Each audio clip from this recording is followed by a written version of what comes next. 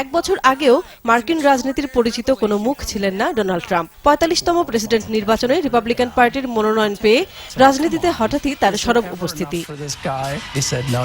১৯৪৬ সালের ১৪ June new ইয়র্কের queen's সিটিতে জন্ম ডোনাল্ড ট্রাম্পের। রিয়েল এস্টেট ব্যবসায়ী বাবা ফ্রেড ট্রাম্প ও মা মেরি ট্রাম্পের ৫ সন্তানের মধ্যে চতুর্থ।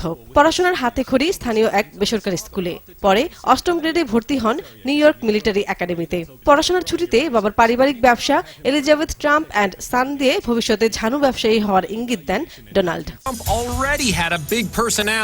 ১৯৬৮ সালে ওয়ার্টন ইউনিভার্সিটি অব পেনসিলভেনিয়া থেকে অর্থনীতিতে স্নাতক করেন তিনি। ৬৬ সালে ছাত্রাবস্থায় ভিয়েতনাম যুদ্ধে যোগ দেওয়ার ডাক পেলেও গোড়ালির সমস্যায় বাদ পড়েন। স্নাতক হওয়ার পর ২২ বছর বয়সে পুরোপুরি হাল ধরেন বাবার ব্যবসায়। আর পেছনে তাকাতে হয়নি। সময়ের সঙ্গে ব্যবসা বাড়িয়ে হন ধনকুবের।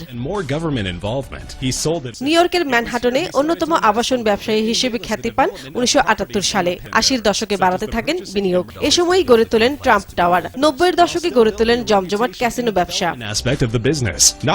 ২০০০ সালের পর দেশ বিদেশে গালফ কোর্সে বিনিয়োগ ট্রাম্পকে আরো ধনী করে। সম্পদ আরো বাড়ান ওয়ার্ল্ড রেসলিং চ্যাম্পিয়নশিপ ও মিস ইউনিভার্স প্রতিযোগিতার আয়োজন করে। টেলিভিশনে রিয়েলিটি শো করে খ্যাতি পান টিভি ব্যক্তিত্ব হিসেবে। তার সম্পদের পরিমাণ $৪৫০ কোটি কাছাকাছি।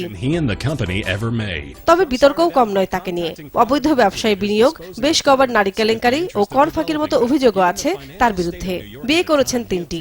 আগের দুজনের সঙ্গে ছাড়াছাড়ি হয়। তৃতীয় স্ত্রী মেলেনিয়ার সঙ্গেই থাকছেন তিনি। বিভিন্ন ঘরে তার সন্তান আছে ৫ জন।